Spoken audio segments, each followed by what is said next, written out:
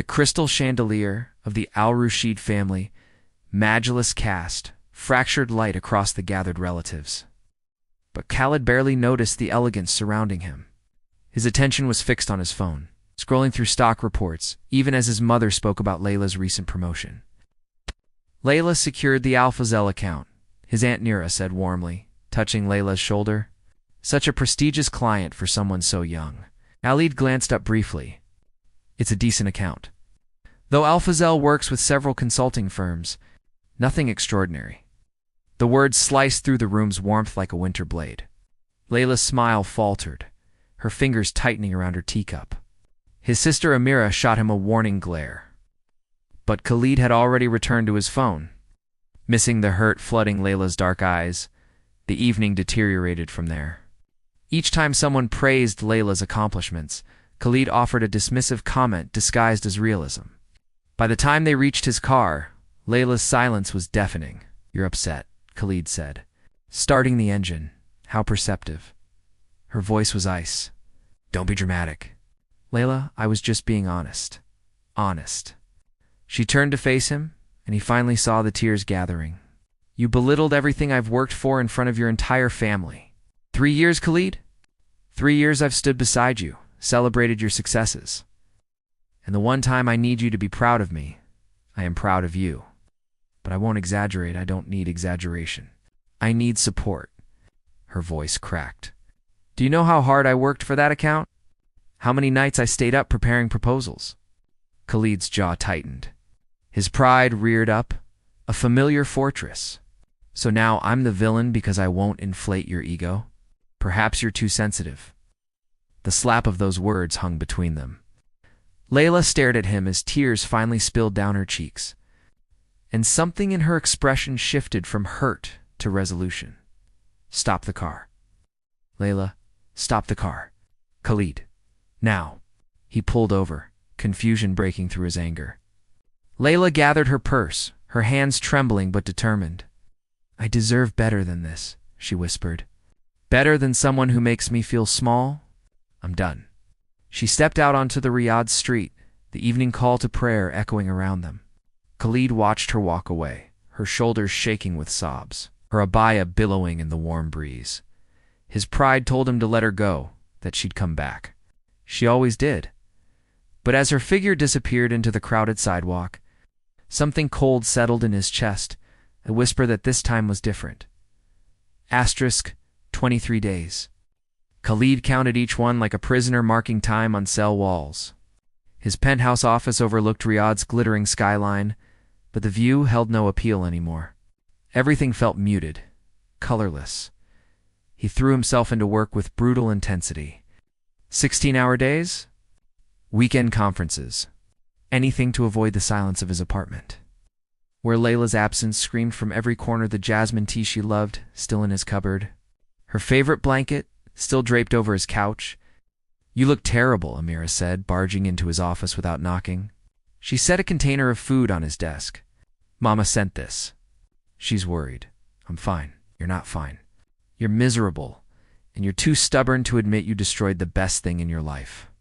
Khalid's fingers tightened around his pen. She left me. You pushed her away. Amira's eyes blazed. Layla loved you with everything she had. She bragged about you to everyone, and you couldn't give her one evening of genuine support? The words burrowed under his skin, finding the guilt he'd buried deep. I didn't mean, but you did. That's the problem, Khalid. Your pride matters more than her heart. After Amira left, Khalid stared at his phone. No messages from Layla. Her social media had gone quiet. He'd heard through mutual friends she was working on a major expansion project. Pouring herself into her career the way he poured himself into his, the charity gala. Invitation arrived that afternoon, the annual Children's Hospital fundraiser. Layla would definitely attend. She never missed it. His heart hammered as he marked his calendar. 3 days later, Khalid stood in the grand ballroom of the Four Seasons, scanning the crowd with barely concealed desperation. Then he saw her. Layla wore a floor-length emerald gown that made her skin glow. Her hair was styled in elegant waves, and she was laughing, actually laughing. at something a colleague said. She looked radiant, free. The realization hit him like a physical blow. She was surviving without him. Thriving, even. Khalid started toward her, his heart in his throat, when a familiar figure intercepted her path. Faris Al-Zurani, his business rival, but more than that, a man known for his charm and integrity. Khalid watched, frozen, as Faris took Layla's hand and kissed it in greeting. His smile warm and genuine, and Layla smiled back. The orchestra began a slow waltz, and Khalid's world tilted when Faris extended his hand to Layla. She hesitated only a moment before accepting from across the ballroom. Khalid watched them glide onto the dance floor. Faris's hand rested respectfully on Layla's waist, but there was an ease between them that made Khalid's chest constrict. They were talking, and whatever Faris said made Layla throw her head back in genuine laughter, the kind of unburdened joy Khalid hadn't seen from her in months. "Make a striking couple," someone murmured nearby. Khalid's hands clenched into fists. He wanted to storm across that floor, to pull Layla away, to claim what was his. But she wasn't his anymore. He'd made sure of that with his careless words and prideful silence. The music swelled, and Faris drew Layla slightly closer. Nothing inappropriate, nothing scandalous, but intimate nonetheless. Her hand rested on his shoulder, her body relaxed against his in a way that spoke of trust. When had Khalid last held her like that? When had he last made her feel safe instead of small? A memory ambushed him with visceral clarity. Layla in his arms on his couch 6 months ago. Her hair spread across his chest, her fingers tracing patterns on his skin. "I love you exactly as you are," she'd whispered in the darkness. "Your strength, your ambition, even your stubbornness." She'd kissed his jaw tenderly. "But sometimes, Habibi, I need you to soften for me. Just for me." He'd kissed her then, deeply, thoroughly, showing her with his body what his words struggled to express. They'd made love that night with aching tenderness, her soft gasps against his ear, his whispered promises against her skin. Afterward, she'd fallen asleep in his embrace, trusting and vulnerable. When had he stopped protecting that vulnerability? When had he started weaponizing it? The music ended, and Khalid watched Faris lean down to whisper something in Layla's ear. She nodded, her expression thoughtful. And Faris kept her hand in his as they walked toward the terrace. Something shattered inside Khalid's chest. Not his pride this time, something deeper. The foundation of his carefully constructed world cracked and gave way. He couldn't watch anymore. Couldn't stand there pretending he was fine while another man offered. Layla, the respect and tenderness Khalid had been too arrogant to give. He left the gala without saying goodbye to anyone, his vision blurred in his car. Khalid gripped the steering wheel and finally let himself feel everything he'd been avoiding. The loss, the regret, the devastating realization that he'd taken her for granted until she was gone. And now, Faris Al-Zurani, better man, clearly was offering her everything Khalid had withheld. Khalid didn't sleep. He sat on his balcony watching Riyadh's lights blur into dawn, playing every moment he'd failed Layla. The way he'd checked his phone during her stories about work, the times he'd chosen business dinners over her company, the casual cruelty of his words at his family's gathering at 6 a.m. His brother Samir found him there, still in his tuxedo from the gala. "Mira called me," Samir said, settling into the adjacent chair. "Said you looked like a ghost last night." "I saw her with Faris Al-Zurani." Khalid's voice was hollow. "She looked happy, Samir. Happier than she ever looked with me these past months. And that surprises you?" Samir's tone was gentle but firm. "You treated her like an accessory to your life instead of the center of it." "I loved her, I love her. Love isn't just a feeling, Aki. It's action. It's choosing her every day, celebrating her victories, supporting her dreams." "When was the last time you told Layla she was extraordinary? That her success mattered to you?" The question hung in the air, unanswerable. Khalid dropped his head into his hands. "Our father ruled with pride," Samir continued. "It made him powerful in business, but lonely in life. You're following the same path. Is that really what you want?" By noon, Khalid learned through a mutual contact that Faris had asked Layla to dinner, a real date. not just a business connection. The news galvanized him into action. He couldn't let her slip away without fighting for her, without showing her the man he should have been all along. Layla's office building gleamed in the afternoon sun. Khalid's heart thundered as he rode the elevator to the 12th floor. Clutching a folder, not flowers, not grand gestures, but something more meaningful. Her assistant tried to stop him. "Mr. Al-Rashid, Layla is in a meeting, please." The word cracked. "I just need 5 minutes." Something in his face must have convinced her, because she knocked on Layla's door and murmured something. A moment later, the door opened. Layla stood there in a navy business suit, her expression carefully neutral, but Khalid saw the flash of pain in her eyes before she masked it. "Hey, Khalid, what are you doing here?" "I need to talk to you, please." She glanced at her watch. "I have another meeting in 20 minutes. I only need 5. She stepped aside, allowing him into her office. The space was elegant and organized, awards displayed on shelves, vision boards covering one wall, evidence of the ambition and brilliance he'd dismissed so carelessly. "Say what you came to say," Layla said, arms crossed defensively. Khalid set the folder on her desk. "This is the proposal I submitted to the Majid Corporation Board this morning. I recommended they hire your firm for their expansion project. It's a 50 million rial contract." She stared at the folder, then at him. "Why?" "Because you're the best person for the job." "Because I should have said that at my mother's house, instead of diminishing you." His voice broke. "Because I've been a fool, Layla, a proud, stupid fool who took the most precious thing in his life for granted." Tears gathered in her eyes, but she blinked them back. "You can't just show up here with a business contract and expect—" "I know." He moved closer, careful not to invade her space. "I saw you last night, with Ferris. I saw you smile at him the way you used to smile at me, and it destroyed me. Not because of jealousy, but because I realized I stopped earning those smiles months ago."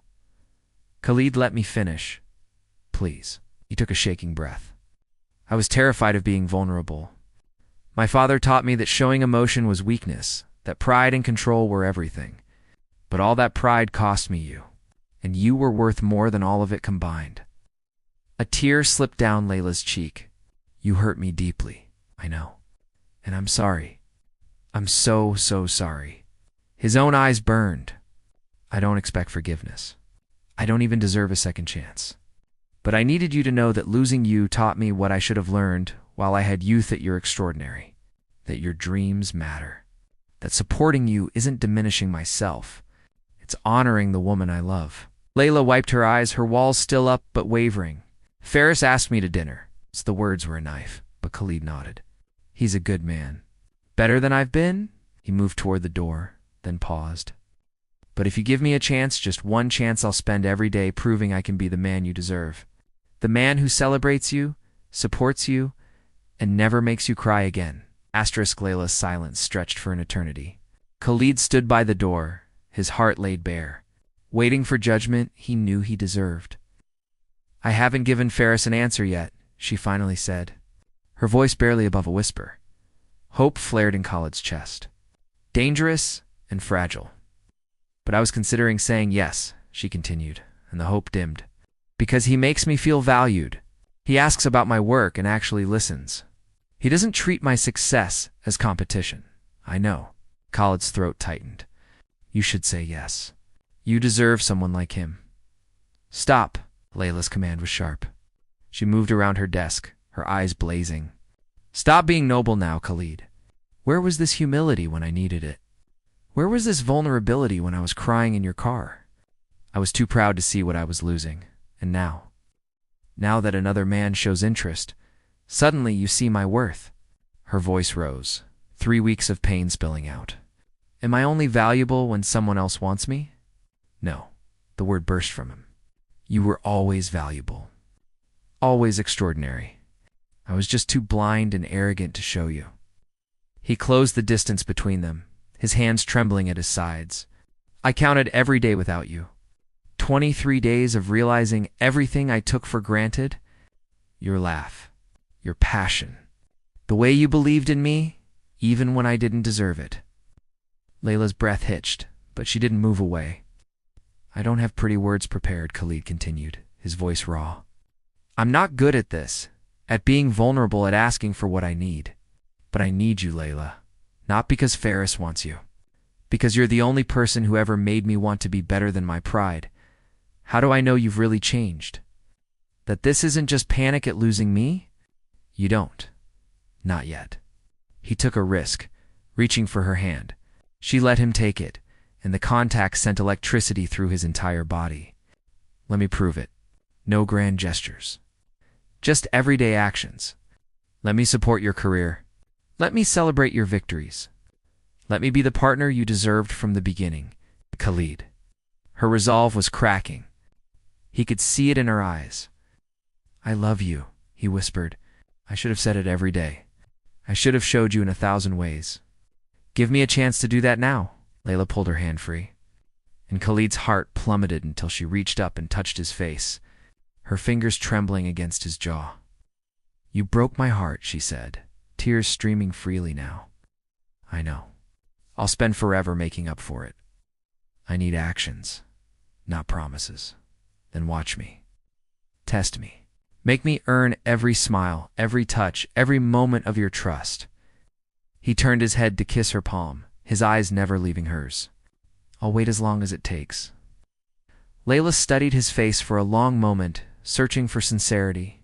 Whatever she found there made her breath catch. Just one. The relief that flooded him was overwhelming. He pulled her into his arms, and she came willingly, her body fitting against his like coming home. He buried his face in her hair, breathing in her jasmine scent, feeling her heartbeat against his chest. I missed you, he murmured against her temple. Every moment of every day. She pulled back slightly to look at him, her hands resting on his chest. Show me. Not with contracts or business deals. Show me with presence. With support. With the vulnerability you've always been afraid of. I will. He cupped her face gently, reverently. Starting now. He kissed her softly, tentatively, asking permission with every movement. Layla responded by pulling him closer, her fingers threading through his hair. 3 weeks of longing pouring into the kiss. It deepened, grew urgent, years of love reigniting between them, when they finally broke apart. Both breathless, Layla rested her forehead against his. I need to call Ferris, she whispered. Tell him I can't accept his dinner invitation. Thank you. Cold's voice was thick with emotion. For giving me another chance? For being brave enough to walk away when I failed you? For being strong enough to come back? 6 months later, the Alphazel Corporation's annual gala was the event of the season. Layla stood at the podium, accepting the Consultant of the Year award, her emerald dress shimmering under the lights. The expansion project she'd led had exceeded all projections, cementing her firm's reputation. From the front table, Khalid watched with undisguised pride. When the applause died down and Layla returned to her seat, he stood and kissed her cheek. Congratulations, Habibti. You're magnificent. Thank you for being here, she whispered back. Always. He meant it. In the past 6 months, he'd attended every presentation, celebrated every success, and learned to balance his ambition with his love. Therapy had helped him understand his father's legacy of emotional unavailability and break free from it. Later, on his parents' Majlis, the same place where everything had fallen apart, Khalid stood before his gathered family with Layla beside him. I want everyone here to know something, he announced, his hand firmly holding Layla's. 6 months ago, I made the biggest mistake of my life in this very room. I diminished the woman I love, and I nearly lost her because of my pride. His mother's eyes widened, but he continued, Ya Allah. Just one Consultant of the Year. Her firm has grown by 40%. She's brilliant, driven, and extraordinary. And I'm the luckiest man alive that she gave me a second chance. He turned to Layla, his eyes soft. You make me better. You make me want to be worthy of you. And I will spend every day making sure you never doubt your place in my heart again. Layla's eyes shimmered with tears, happy ones this time. The family erupted in applause and ululations, his mother rushing forward to embrace them both that night. In the quiet of his apartment that had become theirs, Khalid held Layla close, her head on his chest. their fingers intertwined. "Do you remember what you told me that night, 6 months before everything fell apart?" She asked softly. "Tell me. You said you loved me exactly as I was." "I'm learning to believe that again." He kissed the top of her head, his heart full. "I'll spend forever showing you. No more pride. No more walls. Just us, she echoed, tilting her face up for a kiss that promised forever. Outside, Riyadh's lights sparkled like stars, but inside, two hearts that had shattered and healed beat in perfect synchronization, proof that sometimes the deepest love is born from the ashes of our greatest mistakes. And that vulnerability isn't weakness, but the ultimate strength. The end.